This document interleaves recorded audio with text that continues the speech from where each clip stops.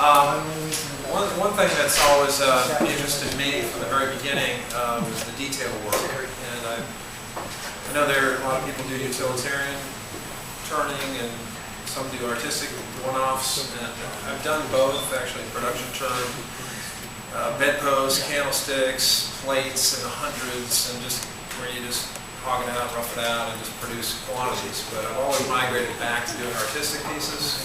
And what really my main interest is producing a finished final piece. When I go to a gallery, or I think anyone goes to a gallery, they look at a finished piece, and typically they'll take a piece and they want to naturally look at the bottom. So I spent a lot of time doing the bottom, and all kinds of different bottom treatments that can really enhance the value of a piece. How you do the bottom and how you balance it, the proportions of bottom, because it's not, I mean, it's challenging to create the shape, but then to blend the bottom to suit takes time and patience. And I think that balance in the final bottom is what ends up making a piece more valuable or successful. But I was just going to ask everybody, how many people do artistic one-off pieces that enjoy doing just one-off? Craig does. He's got an awesome piece there. Todd, do one-offs. Are the rest production, candlesticks, pens, that kind of thing? Whatever. Different things? Okay. Since I've turned about 10 things, they're all one-offs. Like I say, one-offs would mean a unique piece, just something that's unique. You know, maybe you find a weird piece of mulberry, and the only shape that's going to yield is something tall and odd-looking. So you just create something that's, I'm not going to make this again because I don't have a piece of wood that looks like that. But here, even again, with a tall, odd piece, you know, it still has a turned bottom. It's not flat. It's not just sanded off. It's taken time, and then the bottoms I always engrave it. I was going to ask, do you guys ever use a Dremel little vibrating tool to engrave? Okay. Some people use a black fine pen, or you know, this works because when you have a raw piece of wood and then you oil it, and I love this oil, and on my handout, I'm going to pass out a handout. I've used this oil for 20 years, and this is the most amazing finishing oil. It penetrates, seals. You can put one heavy coat on it, let it saturate, and when it gets a little tacky, you can dry it off, and then once it's dry the next day, you can steel wool it and buff it, and it's done. I mean, it'll give you a final finish that'll last a long time. This is just Seal-A-Cell. It's a tongue oil blend, but I engrave it before I apply the oil, and then the oil darkens the engraving, which is really, really kind of nice. So that's just a couple little things. And in preparing this, I was trying to brainstorm. There's a lot of different things that are of interest to me in turning, and I thought, what would be most universal or interesting for more people or most people? And I thought doing the detail bottom, you know, how you get to point A, from point A to point B might be interesting. So what I was going to do is show you a couple of items on how you do the bottoms. This was not a successful piece. This was it would have been, I think, but it was a maple kind of figured piece, and ended up splitting down the side. So I just chucked it on the shelf, thinking maybe someday I'll patch it or do something with it. But ultimately, I'll show you what I would normally do to finish that bottom with a little jig. And then this is a more common type of piece that I do, just more for just a basic artistic gallery piece.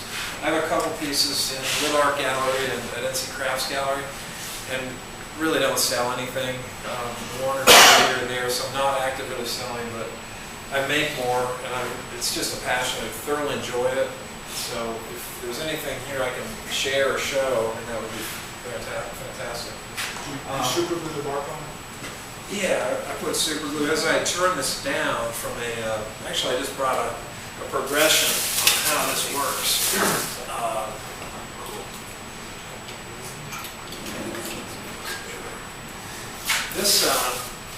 you know, like you guys have done this before. You just basically cut a log in half. I just cut the log across the pith. You know, because I don't want the pith, which is the center where the water goes through the log. I don't want that pith in my piece because it's not stable. If you finish a piece with a pith in it, which is that core, it can really move and eventually can open up and crack your piece in half. So I've done that before and it's not fun. So anyway, just, I don't know if you guys can see this. Here I signed up. Enjoy out of my workshop. I was putting it down here. The idea for this is,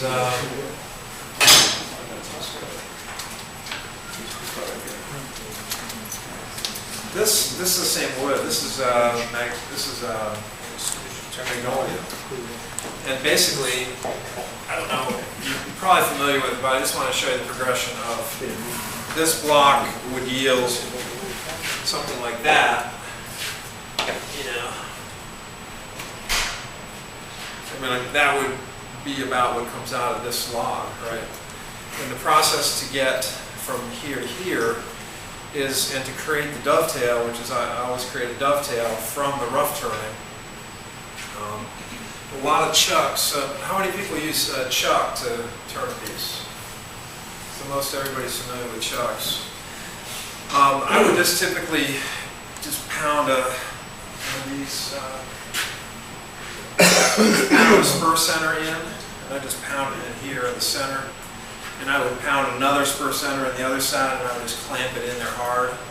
After I took a chainsaw and knocked off the corners.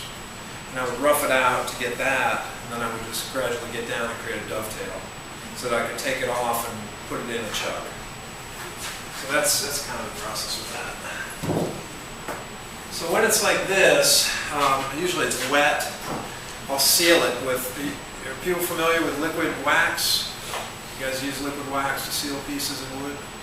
I would generally coat the whole thing with liquid wax, except the bark. When it's green? Yeah, when it's green. If it's real wet, I'll just take a cloth, you know, I use these shop things I get at Sam's, and I'll just, you know, liquid wax, paraffin, and just coat it. And I'll just put it, usually if I keep it in the shop, air dry, I'll just stick it down low, you know, where it's cooler. And over a couple of months, it'll air dry naturally to about 12% moisture. Do you guys people use a moisture meter? You guys seen a moisture meter? Because if this were wet or air dry to 12%, when I turn it, it's going to typically move and warp. So the idea is to let it air dry to about 12%, and you can just take one of these little moisture meters. It's a Ligno mini meter.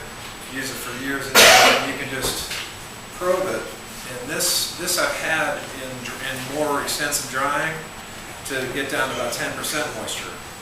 Typically, if it's 8 to 10% moisture, it won't move.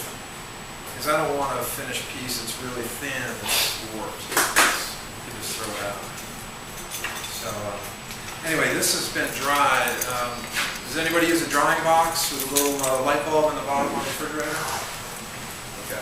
You can create a little cheap drying box from an old refrigerator. You just put a light bulb in the bottom, and it'll get you up to about 100 degrees, and it'll dry. I had an off-the-wall question. I just turned some, like that, wet wood, gets on your glasses. What do you use to clean those glasses with? I just put them under the water. Paper thinner or something like that? Now, the wood itself gets on your glasses? The moisture sprays on your glasses. I just rinse it off. Face shield work, didn't it? Keep it off the glass. Do what? Face shield. Face shield. Yeah. Just be glad it's not CH. How do you wash your face? This is what I use. I'm using it. Just wash right off. We just wash.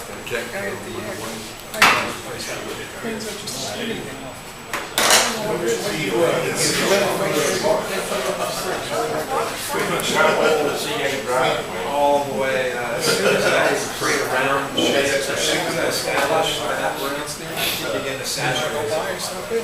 And I use, if you want to make a piece that's got the bark that stays on it, any part of this bark breaks off, really all the bark needs to come off. And then you end up with a piece, it's not here, it's gone, oh, there it is. Then you end up with a piece with no bark. You can't really have a piece that has part bark and part no bark. So, but this would be a typical finished piece from something like this. It's a cedar, and it's a magnolia, but What do you treat the bark with?